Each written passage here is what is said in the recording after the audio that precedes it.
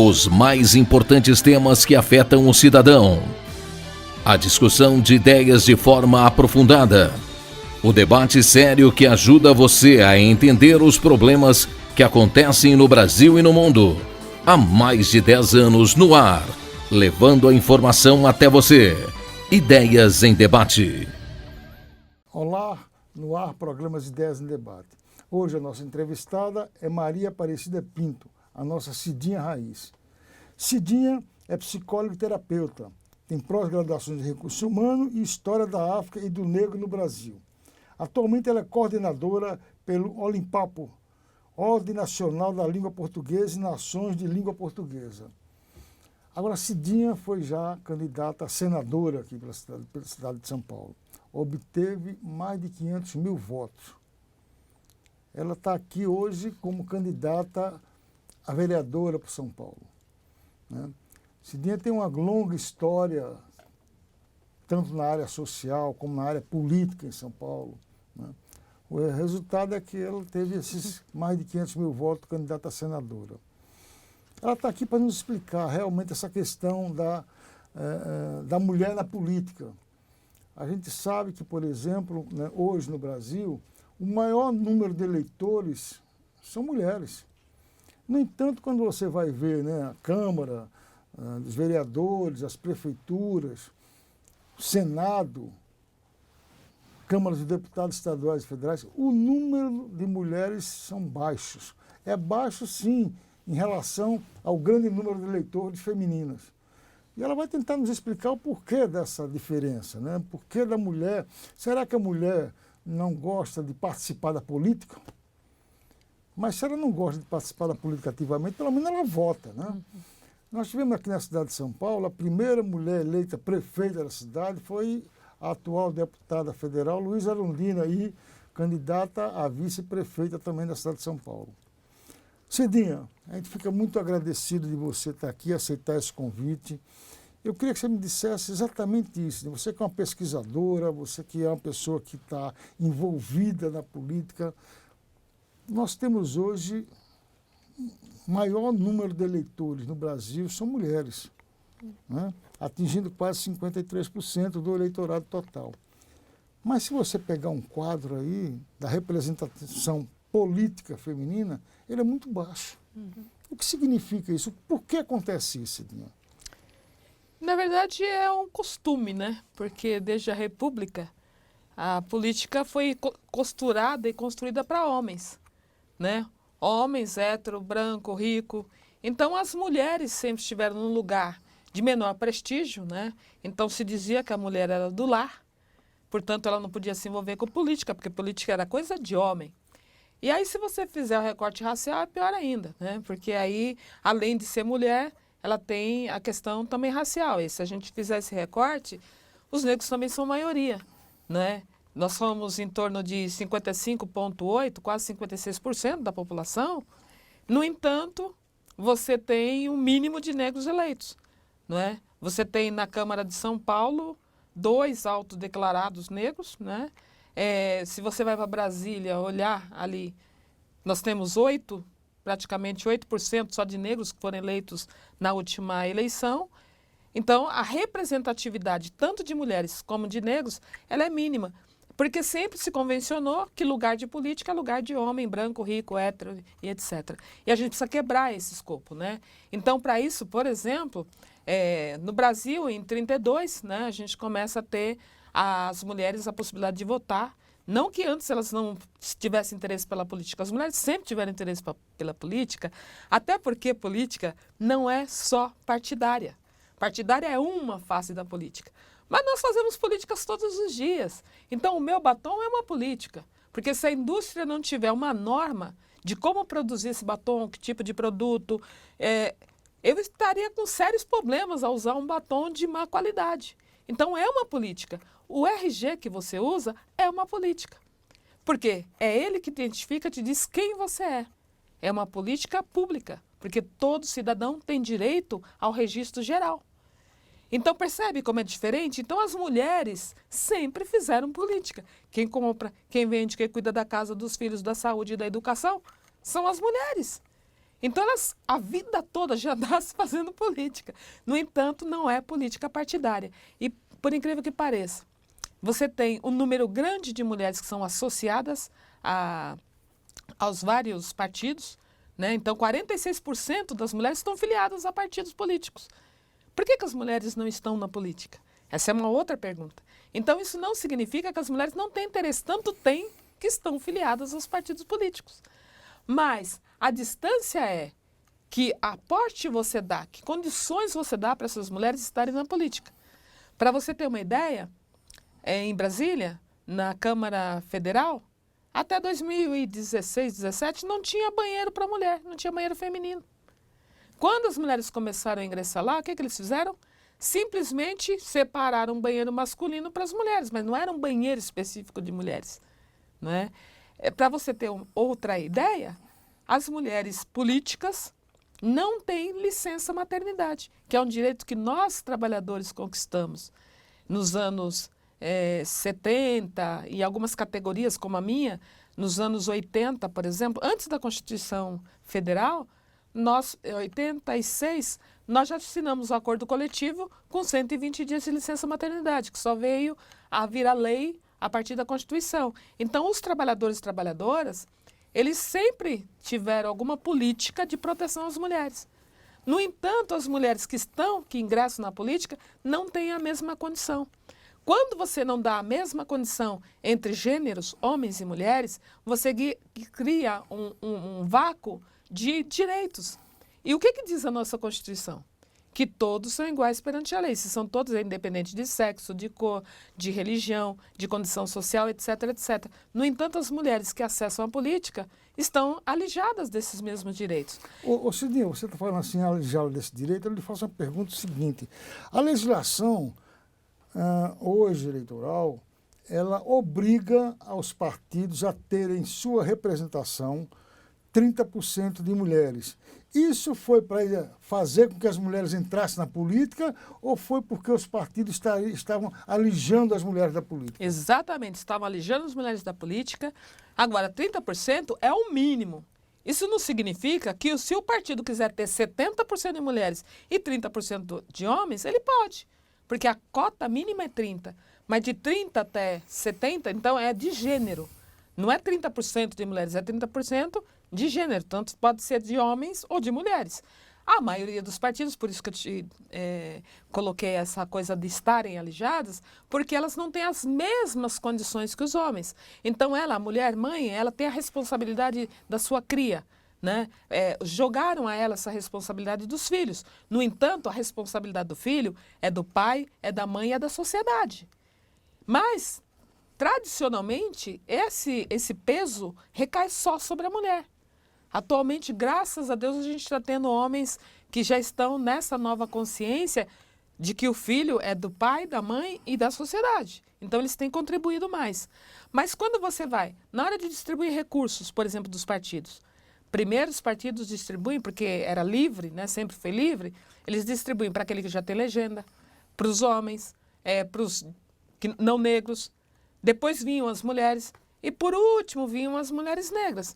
Com a lei que estabelece essa cota, né, de no mínimo 30%, então a lei também obriga o repasse do recurso.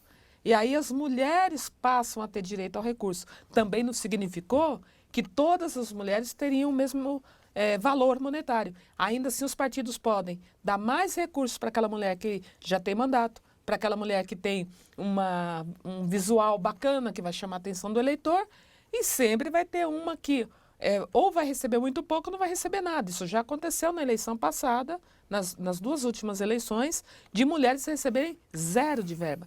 Aí o partido faz o quê? Ele diz, eu vou te dar o material. Ele dá o material. Esse material tem um custo estimado. Então, para o partido, ele deu o material. Me deu, sei lá, 50 mil santinhos. Mas como é que eu vou distribuir 50 mil santinhos sozinha?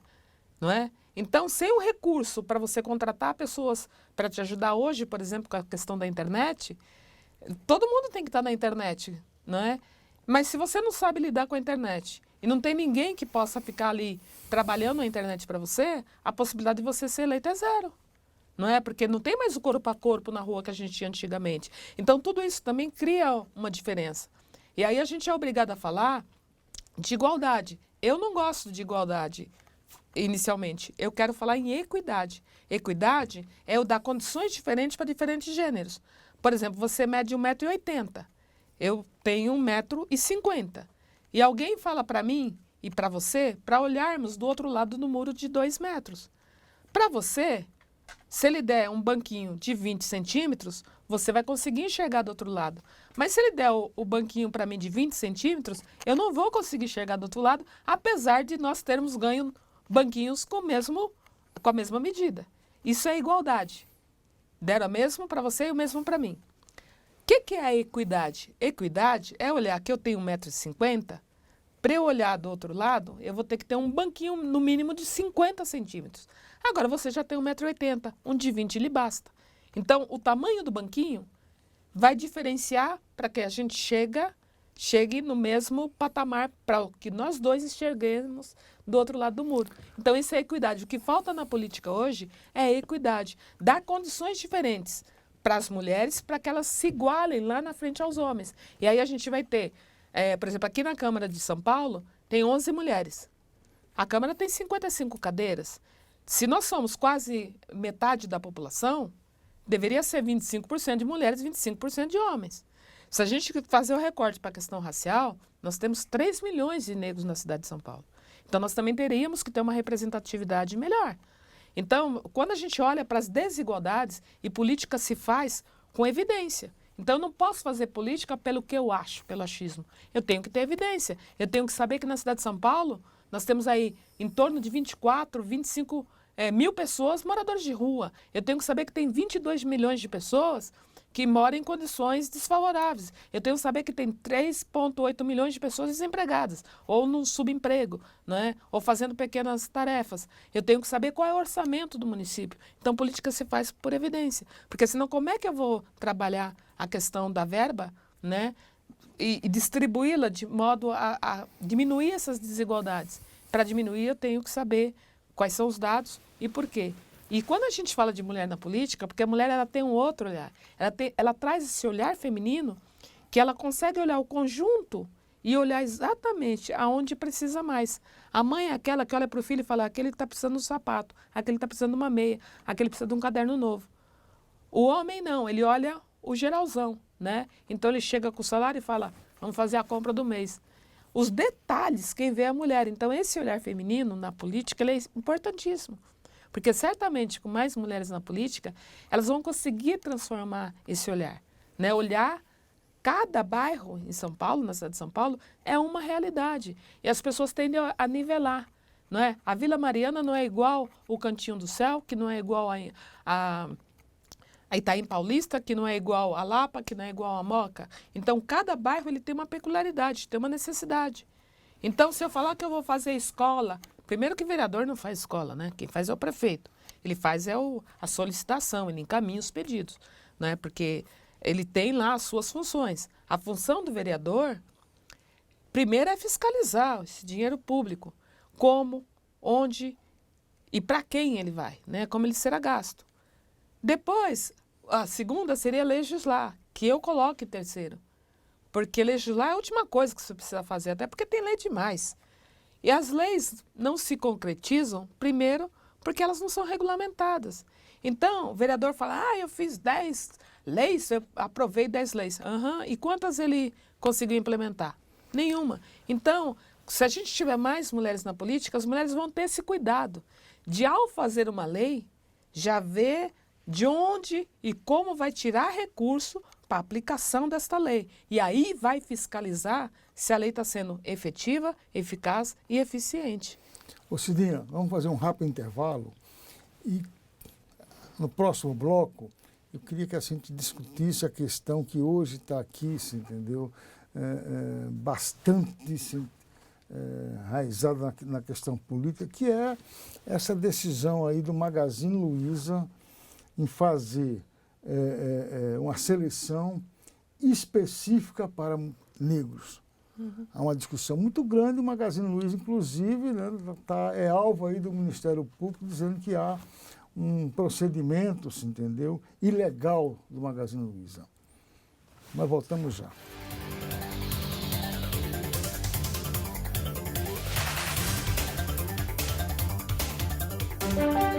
Sindicato dos Comerciários de São Paulo. Suas atuações, lutas, conquistas e benefícios para todos os trabalhadores. Você, trabalhador e trabalhadora comerciária, conheça tudo o que o seu sindicato faz e tem para você e sua família. O sindicato te representa nas negociações coletivas, buscando sempre melhorias e manutenções de cláusulas sociais, negociando com sindicatos patronais, onde representamos todos os trabalhadores de shoppings, supermercados, concessionárias e todos que trabalham no comércio de São Paulo. Conquistamos a manutenção do Dia do Comerciário em 30 de outubro, onde todos os trabalhadores recebem até 2 dias de benefício em folga ou pagamento. Você sabia que o sindicato dispõe de um departamento jurídico? O sindicato também tem convênio com mais de 100 instituições de ensino, cursos e faculdades com descontos de até 50% para você, comerciário. No atendimento ao trabalhador no benefício da aposentadoria, fizemos 2.000 atendimentos e conseguimos aposentar 228 trabalhadores, totalmente de graça. Em questão de saúde, nosso sindicato é campeão, tendo um prédio de 8 andares na Vila Clementino, voltado para a área médica com equipamentos de última geração, como mamógrafo, densitometria óssea, para todos os comerciários fazerem exames e se prevenir de doenças. E você, comerciário, conta com uma farmácia no ambulatório para retirar seu remédio, se lá estiver, totalmente de graça. Nossa área de lazer é completa, tanto na praia ou no clube de campo, com total infraestrutura para você e sua família. Na colônia temos uma linda piscina, quadra de bote, playground para crianças e muito mais. Uma ótima estrutura de hotelaria para você ter dias de tranquilidade e alegria com seus familiares. O sindicato faz um grande ato em defesa dos direitos das mulheres. O Mulher com Vida, sempre no mês de março, com ação direta à mulher comerciária, pelo seu empoderamento e igualdade na sociedade, tornando-a mais justa e igualitária. Nesses momentos de crise que vivemos hoje, o Sindicato dos Comerciários vem inovando e fazendo mutirões de emprego, trazendo diversas empresas em todas as áreas de trabalho, ofertando em uma semana diversas vagas de emprego aos milhares de desempregados, em ação cidadã. Este é o seu sindicato, agindo, lutando e buscando a cada dia melhorias para todos os comerciários de São Paulo.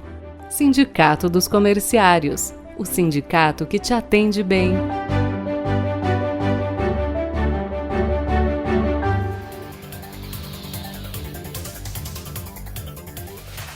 Estamos de volta com o programa Ideias no Debate. Hoje a nossa entrevistada é Maria Aparecida Pinto, a popular Cidinha Raiz. Cidinha é candidata a vereadora em São Paulo. Ela está mostrando aqui, se entendeu, a trajetória dela, se entendeu, a trajetória política, a trajetória dela social. Ela já foi também candidata a senadora, obteve mais de 500 mil votos, mas hoje é candidata a vereadora, candidata nas próximas eleições de vereadora. Nós estamos conversando aqui lembrando o seguinte, ela está colocando as desigualdades ainda na sociedade brasileira, que é muito grande, entendeu? Eu lembro que o Sindicato Comerciário de São Paulo, e a Cidinha participou ativamente desse processo, foi o primeiro sindicato a fazer um acordo coletivo onde especificava que a empresa teria que contratar pessoas não negras, mas queria contratar a diversidade das pessoas, né?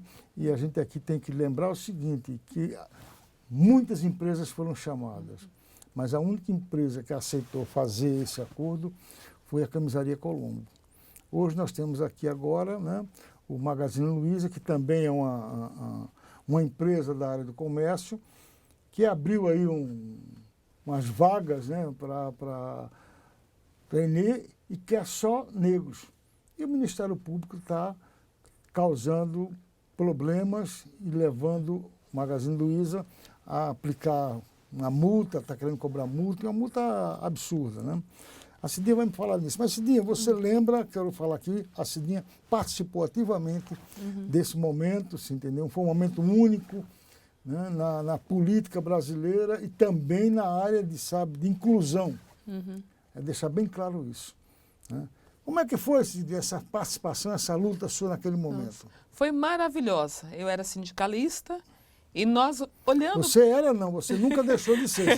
A gente continua lutando pelos trabalhadores e trabalhadoras. Exatamente. Hoje eu sou aposentada, mas continuo lutando sim, e muito, e principalmente agora, né, como candidata. Então eu me lembro que nós fomos olhar a Convenção 111 da OIT, que obriga a não discriminação de negros e não negros no mercado de trabalho. Qualquer país, ele pode assinar ou não as convenções internacionais, mas uma vez assinado, ele está obrigado ao cumprimento. E ali nós vimos que o Brasil não cumpria.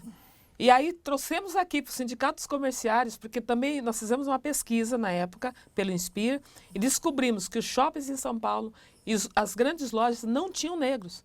E aí, a partir disso, nós chamamos as empresas e esta casa, os sindicatos comerciários, abrigou um seminário, um grande seminário, e discutimos com as empresas, trouxemos o porquê era necessário cumprir a Convenção 111 e, mais do que isso, tratar dessa diversidade. Está preconizada na Constituição Federal incluso. E aí, naquele momento, a Camisaria Colombo disse, eu banco, eu topo, e eu vou fazer sim, vou assinar o acordo coletivo com a cláusula de não discriminação. E foi maravilhoso, porque a partir da Camisaria Colombo, outras empresas vieram, também assinaram o acordo, e no comércio nós começamos a ver negros trabalhando nos shoppings, trabalhando nas grandes lojas. Isso foi muito bom, foi uma ação, como eu disse antes, né, uma ação efetiva, eficaz e eficiente, porque ela tem permanecido, né, de uma certa forma. Junto com isso, depois ela desencadeou que a própria prefeitura criasse o selo da diversidade, que aí a gente foi para a prefeitura, levou o selo da diversidade, que também premiou as empresas que trabalhavam a diversidade, e naquele momento 139 empresas aderiram ao nosso chamado e foram premiadas, porque um ano inteiro elas trabalharam para não só trazer negros para as empresas, mas também de promover os negros que estavam ali no chão da fábrica ou na loja, passando roupa, como no caso da camisaria, para um outro patamar. Agora vem a Luísa, olha para dentro das lojas dela, do Magazine, e fala, caramba, não tem negros, eu preciso fazer uma ação. E ela vai e abre uma seleção pública específica. Então, é uma ação afirmativa, positiva. O Ministério Público e a Defensoria Pública são dois órgãos criados pós a Constituição Federal com a obrigação de defender os pobres, os menos favorecidos, as minorias.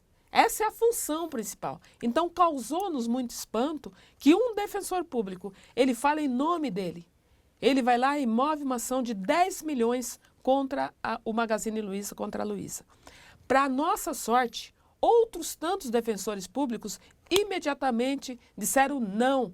Nós, defensores públicos, temos que defender estas classes que são minorizadas, que são discriminadas, que sofrem com racismo. E eles mesmos já fizeram de ponto um documento, uma DPU, e a DPU ela está dizendo o seguinte, que esse promotor ele sofrerá sanções da própria instituição, porque ele falou pela instituição sem a permissão da instituição. E tomara que haja a reversão, porque quando você dá causa, não é, você primeiro tem que saber o que você está fazendo, porque ela pode virar contra você.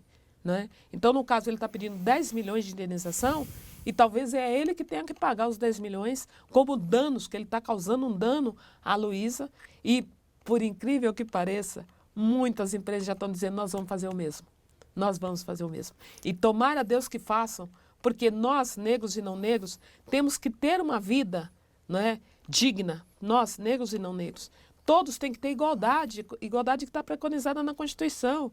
Então, aquilo que eu falei do banquinho, tem que dar uma oportunidade maior para aquele que sempre esteve em condição menos favorável. E o que a Luísa está fazendo é isso, é dando um banquinho maior para os negros poderem ingressar nas empresas dela e, mais do que isso, que eles tenham acesso às outras extratos, né, da empresa, que eles tenham composição da empresa, sendo gerentes, diretores de empresa. Então, isso é maravilhoso, é uma ação afirmativa positiva. Não tem essa história que o tal do promotor inventou, que o defensor inventou, que é racismo reverso. Racismo reverso não existe, porque nós nunca estivemos em lugar de destaque, nem em lugar de poder. Como nunca estivemos lá, como é que a gente pode fazer racismo? Então, quem faz racismo é quem sempre ocupou esse espaço. O Brasil sempre teve cota 100% branca.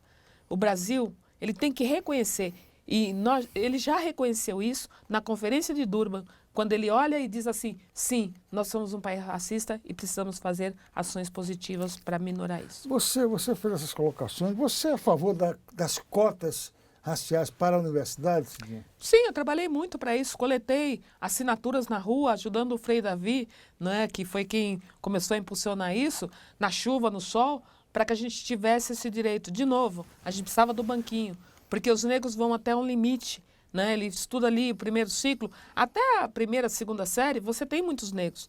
Depois começa o funil, né? Porque ele não consegue, ele precisa trabalhar. Com 14, 15 anos, ele abandona a escola para ir trabalhar, para ajudar a família.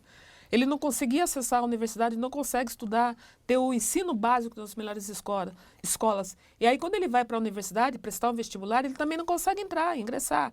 E aí surgem os cursinhos populares, que dão uma oportunidade para esses negros ter um reforço escolar para poder concorrer. E as cotas vêm fazer justiça, não é? Porque se você lembrar, em 1983, tinha a tal da Lei do Boi. A Lei do Boi, 83, não lembro agora a data, meu Deus, me deu um nó aqui. A Lei do Boi, ela dizia o seguinte, que os filhos de fazendeiro poderiam acessar diretamente, era uma cota também, a veterinária, agronomia, então eles tinham uma cota. Agora, quem que podia acessar essas áreas na universidade pública direto? Quem que tinha fazenda? 1983, quem que tinha? Você acredita que essa lei de cota nas universidades está fazendo ou fez a diferença? Muita diferença, muita diferença. Hoje nós temos quase que a maioria das universidades com negros estudando. Nós já temos negros doutores, nós já temos negros pós-graduados, graças à lei de cotas, porque negro é assim, se dá uma oportunidade desse tamaniquinho, ele agarra essa oportunidade com as duas mãos. Nós tínhamos meninos que no começo das cotas andavam a pé para ir para a universidade, dormiam nas carteiras porque não tinham dinheiro para tomar um lanche, mas ele não queria perder essa oportunidade. Então, eles batalhavam, porque ele era o primeiro da família a ter um curso, um diploma universitário. Eu, por exemplo, sou a primeira da minha família a ter um diploma universitário. A minha família, eu sou filha de pais analfabetos. Então, da família inteira, eu fui a primeira a ter curso universitário. Graças a Deus, tenho 5 diplomas. Será que você é a primeira também vereadora da família, Cidinha? Com certeza, eu acredito, tenho fé. Cidinha, nosso programa está chegando ao fim. A Cidinha é candidata a vereadora da cidade de São Paulo.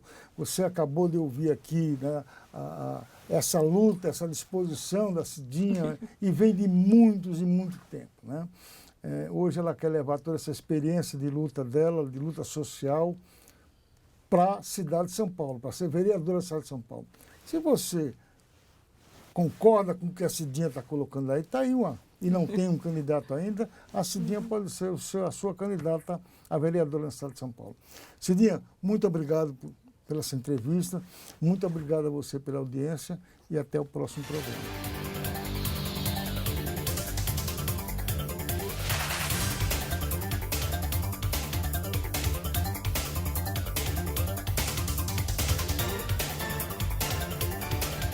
Os mais importantes temas que afetam o cidadão. A discussão de ideias de forma aprofundada. O debate sério que ajuda você a entender os problemas que acontecem no Brasil e no mundo. Há mais de 10 anos no ar, levando a informação até você. Ideias em Debate.